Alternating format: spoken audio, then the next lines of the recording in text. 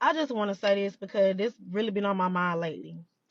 I have nothing against the plain Jane females, and what I mean by that, like the females who doesn't go out, the female who doesn't like get their makeup done, the female who doesn't really get their hair done often, the plain Jane females. You know what I'm saying? Like y'all know what I'm talking about.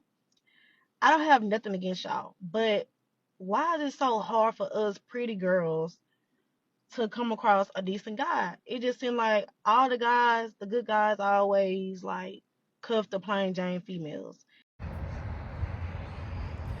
Hi everyone, Naka here to make the invisible visible. It's a beautiful day here in Maryland, almost 90 degrees in April. And so I'm outside with my selfie stick in the park looking a little crazy, but when you know what? When you're a content creator, you cannot worry about looking crazy. So I did want to come on and address something.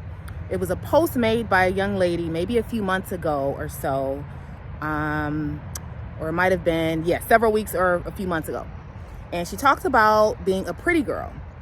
And she talked about how it is very difficult for pretty girls to get wifed and cuffed in comparison to average basic girls or women. So I want to address that because I actually thought that that was a really interesting point. That, it seems like the average, everyday, very basic women are getting wifed, and the quote unquote girls who are the baddies may not necessarily be getting wifed at the same rate. This is her question. This is not my question. This question is coming from her. I want to answer this question from my perspective. Now, what I think about when I think about this question is when I think about, for example, wealth or people who have money. So when you think about someone who is wealthy or someone who has money, oftentimes those people are not flashy. You may not necessarily know that they're even wealthy. So there's a difference between, to clarify, having money and actually having wealth. You might have a little money and then you might go out and buy, Birkin bags and Gucci and like all types of expensive things, right? And so visibly everybody can see that you have money. But wealth oftentimes is in things like investments, in your, like things that appreciate in value, not depreciate. So your home, your stocks, bonds, various things, wills and trusts and things like that. That's wealth. So oftentimes people who are wealthy, you don't even know. I mean, you really don't even know. They drive very basic cars. You might know if you go over their house, but if you see them driving their car, you will really not know exactly that they're wealthy. So I want to use this as an analogy when it comes to being a wife. Now, keep in mind, I am not an expert on any of this. Okay, I'm not an expert. This is just my opinion based on my own experience in the world as a Black woman and also my observations. But when it comes to women who are very high maintenance, first of all, I don't think that makes someone pretty. Just because you're more high maintenance, in my opinion, it doesn't mean that you are more beautiful. In fact, I think that the true definition of being beautiful and pretty probably comes more so down to who has to do less. Like if you don't have to do very much and you still look good versus the woman who has to put on all this extra stuff, I would say that the woman who's actually more quote unquote average or basic could potentially be more beautiful because she is just effortless, right? So I think effortless beauty, natural beauty is probably the best beauty. So I'm going to go ahead and sort of debunk this idea that this woman is a pretty girl. I'm not saying she's not, but I'm saying, what do you look like without the lashes? What do you look like without the weave, all the makeup? What do you look like with all the nails and all that stuff? Let me see what that looks like, okay? So that's the first thing. The second thing is, again, if a man wants to wife you, he is arguably going to be looking at certain characteristics that may not even be visible to the outside world. He is going to be looking at the intrinsic value. he is going to be looking at, for example, how you take care of yourself, how you, what is your hygiene like? He's going to be looking at, what is your mindset around money? Do you save? Do you spend? If you guys get into an argument, how do you handle that? How do you handle, arguments? He's going to be looking at a lot of, like I said, very internal, intrinsic things that go way beyond looks, go way beyond the physical appearance. Now, do men like a woman who looks good? Yes, of course. But that is not the only thing. So if you're out here saying that you're a pretty girl and I get dressed up, I'm fancy, I, do all of these extra things to look good, fine.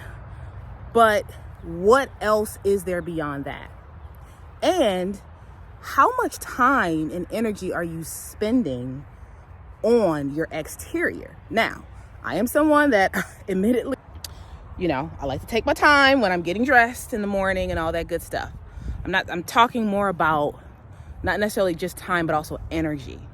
Because to constantly make nail appointments and hair appointments and order your, however many inch weave from Malaysia and to do all of these different things takes a lot of energy, right? It takes a lot of energy.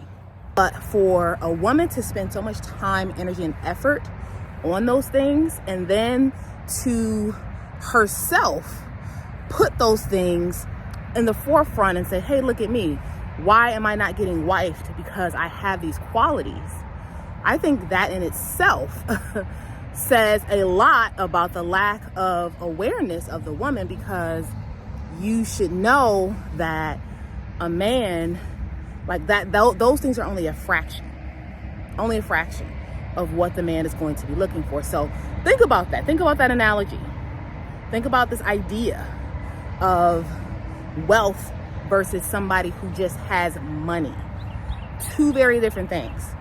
And so the quote unquote pretty girl with all the bells and whistles and all the extras, the lace fronts, the nails, all the makeup and all that stuff, fine, right? That's money. But I think men, or at least a real man, is looking for wealth. And by that, again, is an analogy for a woman who brings so much more to the table. And part of bringing so much more to the table, part of that is when you realize that you can't waste time at the table with all this extra stuff. You got to figure out what is essential versus what can go, right? Like, I get my nails done, I get my hair done, I do all that, I do my makeup, but it is not the center of my life and the center of who I am. And quite frankly, it's such a very small portion of my energy goes to that. So, it's my opinion. All right, so what content creators never tell you is that me personally, I actually have more ideas than I have the time to actually record videos. More ideas than I have the time to record. So a lot of content creators, we have regular lives.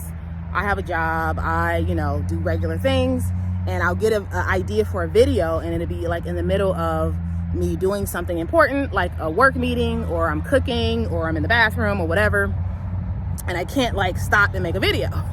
I might jot down some notes, but that is what I'm struggling with. I guess is a good struggle, but currently I have more ideas than I have the time to record. So I'm trying to figure out what to do with that, because the reality is that things move very quickly in the world. So I'm on here now talking about something that happened 3 months ago.